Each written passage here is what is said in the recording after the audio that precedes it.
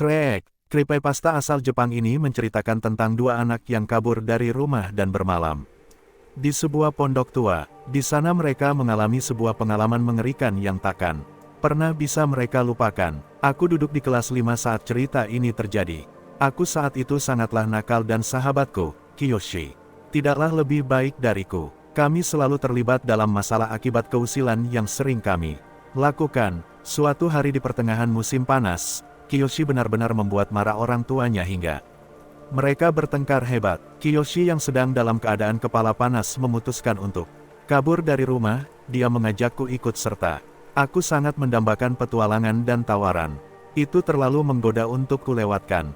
Kami mengepaki tas sekolah kami dengan barang-barang yang seorang anak kelas 5 SD butuhkan. Saat kabur dari rumah, jus, snack, dan komik. Setelah kami makan malam di rumah kami masing-masing, kami menyelinap pergi dan bertemu di taman. Saat itu sekitar jam 8 malam, dan hei, kami masihlah anak-anak. Apa yang akan kita lakukan sekarang? Kami berdiskusi dan ternyata tak ada banyak hal yang bisa kami lakukan. Kami akhirnya memutuskan bersembunyi di pondok kecil di tengah ladang. Kami tinggal di sebuah pedesaan di wilayah Nagano dan begitu kau meninggalkan desa kecil kami, maka kau hanya akan dikelilingi oleh ladang dan sawah yang seakan tiada habisnya. Di tiap ladang, biasanya terdapat sebuah pondok kecil di mana para petani akan menyimpan semua peralatannya. Kami mengetahui sebuah pondok yang tampaknya terbengkalai dan tak terlalu diperhatikan orang. Kami akhirnya memilih tempat itu menjadi base camp kami. Kami kemudian masuk ke pondok dan melihat-lihat harta karun, apakah yang tersimpan di sana. Ada sebuah traktor manual, sebenarnya entah benda apa itu, dan tumpukan jerami yang nampaknya sempurna untuk menjadi ranjang kami malam ini. Kami menyalakan lampu senter. Kami sambil menikmati snack yang kami bawa dan sesekali bertukar manga yang kami baca. Kami merasakan puas. Akhirnya kami berhasil mencicipi seperti apa kebebasan itu. Berapa lama kami di dalam, entah, aku tidak begitu yakin. Namun suatu saat di tengah malam, kami mendengar suara yang aneh, asalnya dari luar. Kiyoshi dan aku hampir melompat karena terkejut dan segera mematikan lampu senter kami. Apakah itu salah satu dari orang tua kami? Ataukah itu pemilik pondok ini? Kamu bersembunyi di balik tumpukan jerami dan memelankan suara napas kami agar tak ada yang mendengar keberadaan kami. Shrek, Shrek, kami mendengar suara yang aneh. Suara itu kedengarannya seperti sesuatu yang diseret di atas jalan berkerikil. Shrek, Shrek, apapun itu, dia sedang berjalan mengelilingi pondok. Apa itu? Aku berbisik dengan suara serendah mungkin. Kurasa kita harus mengeceknya keluar.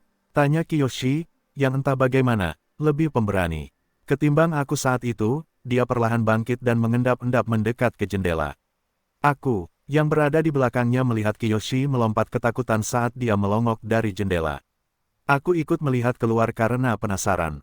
Ada seorang wanita tua di luar. Punggung wanita itu bungkuk dan dia sangatlah kurus, sehingga tampak seperti tulang yang hanya terbungkus oleh kulit. Rambutnya yang putih sangatlah panjang dan tampak berantakan.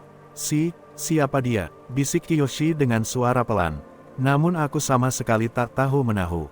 Sama seperti dia, perempuan tua itu menyeret sebuah karung yang tampaknya terbuat dari goni. Karung itu tertutup oleh sebuah tali yang mengikat bagian atasnya. Karung itulah yang menyebabkan suara yang tadi kami dengar. Sial, apa dia nenek sihir dari gunung yang anak-anak selalu takutkan itu? Kami gemetar, dan perlahan mundur dari jendela. Kami hampir sampai di tumpukan jerami itu. Ketika tanpa sengaja Kiyoshi menginjak sebuah sekop. Suaranya dentingan logam yang mengenai tanah berbatu langsung bergema di penjuru pondok, jauh lebih keras daripada yang kami bayangkan. Aku melongok ke arah jendela dan melihat wanita tua itu berlari dengan kecepatan tinggi ke arah pondok kami. Aku segera menarik Kiyoshi untuk bersembunyi di dalam jerami. Bang! Pintu pondok terdorong membuka tepat di saat kami berhasil menutupi seluruh tubuh kami dengan jerami. Aku menutup mulutku dengan kedua tanganku agar aku tidak berteriak.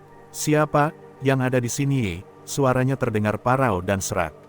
Matanya terlihat sekana bersinar ketika dia memandangi seluruh ruangan. Aku tak akan menyakiti kalian, keluarlah. Aku hanya bisa melihat sedikit dari nenek itu dari balik jerami dan mataku memperhatikan karung yang dia bawa. Karung itu bergerak, seakan ada makhluk hidup yang dikurung di dalamnya. Aku hampir berteriak ketika melihat sesuatu mencuat keluar dari ujung karung yang terikat itu. Seutas tangan, masuk, perempuan itu menendang karung itu dan mendorong tangan itu kembali ke dalam. Karung itu, apapun yang ada di dalam karung itu, dia masih bergerak-gerak. Aku pikir Kiyoshi dan aku benar-benar akan mati malam itu. Aha, apa mungkin kalian di sini? Dia mengambil sebuah garpu rumput yang besar dan mendekat ke arah kami. Sebelum kami sempat kabur, dia mulai menusuki jerami tempat kami bersembunyi dengan garpu rumput itu. Kiyoshi dan aku menangis ketakutan dan berusaha mengelak dari serangannya. Jika saja tumpukan jerami itu tak cukup luas, pastilah kami berdua sudah mati tertusuk saat itu. Kami terus mundur ke arah dinding kayu dari pondok ini ketika jerami di depan kami mulai membelah oleh tiap tusukan. Kami hanya berharap garpu rumput itu tak cukup panjang untuk menusuk kami. Dan tepat ketika tak ada tempat bagi kami untuk mundur. Mungkin itu bukan apa-apa. Kami mendengar suara garpu rumput itu dibanting begitu saja di tanah. Kemudian suara langkah kakinya segera menggema di dalam pondok, masih diikuti oleh suara karung itu saat diseret di atas tanah. Srek, srek, suara itu makin menjauh dan menjauh. Bahkan ketika pondok itu kosong dan wanita tua menakutkan itu pergi, kami tak mampu bergerak sedikit pun. Dia sudah pergi, kan? Bisik Kiyoshi. Kurasa begitu. Namun tak ada seorang pun dari kami yang ingin keluar dari tumpukan jerami itu. Kami terus meringkuk di sana, sambil memikirkan apa yang kami lakukan selanjutnya. Kemudian aku mulai menyadari hembusan angin malam yang dingin di tengkukku. Aku menoleh, dan menyadari ada sebuah lubang berdiameter 5 cm di dinding kayu tempat kami bersandar. Pantas saja kami sama sekali tak kehabisan napas di dalam tumpukan jerami tadi. Aku mendekatkan wajahku ke lubang itu untuk melihat keadaan di luar. Kau kelihatan lezat untuk dimakan, nak. Tiba-tiba suara wanita itu terdengar. Tepat di depanku dan tangannya yang kurus tiba-tiba mencengkeram wajahku dan mulai menarikku. Aku menjerit ketika hal itu terjadi. Bau kulitnya sangat busuk dan anyir. Seperti bau darah. Aku tak ingat apapun semenjak kejadian itu. Aku pingsan karena ketakutan. Ketika aku sadar, kami berada di kantor polisi. Kiyoshi juga pingsan saat itu dan terima kasih pada orang tua kami yang melaporkan kami. Akhirnya beberapa polisi menemukan kami di pondok itu. Mereka terlihat amat marah, namun kami justru sangat gembira melihat wajah mereka. Kami bersyukur bahwa kami akhirnya selamat. Kami menceritakan kepada orang tua kami tentang apa yang terjadi. Namun mereka bersikeras bahwa itu hanyalah mimpi buruk. Namun aku tahu itu bukanlah mimpi, sebab tangan nenek itu masih membekas di wajahku.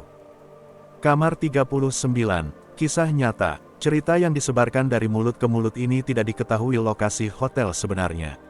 Pada suatu hari di bulan Maret tepatnya tanggal 9 sebuah hotel daerah Malang didatangi seseorang tamu. Apakah kamar nomor 39 kosong? Bellboy, kosong pak. Tamu, boleh saya gunakan? Bellboy, tentu pak. Setelah membooking kamar tersebut si tamu bermaksud menemui manajer hotel untuk minta 3 benda, yaitu sebilah pisau berwarna hitam, benang putih panjang 59 cm dan warna oranye 79 cm. Meskipun agak aneh tetapi manajer hotel bersedia memenuhi permintaan sang tamu. Tetapi karena penasaran, sang manajer pun akhirnya tidur di kamar nomor 40 tepat di sebelahnya. Dia pun menunggu, tidak tidur.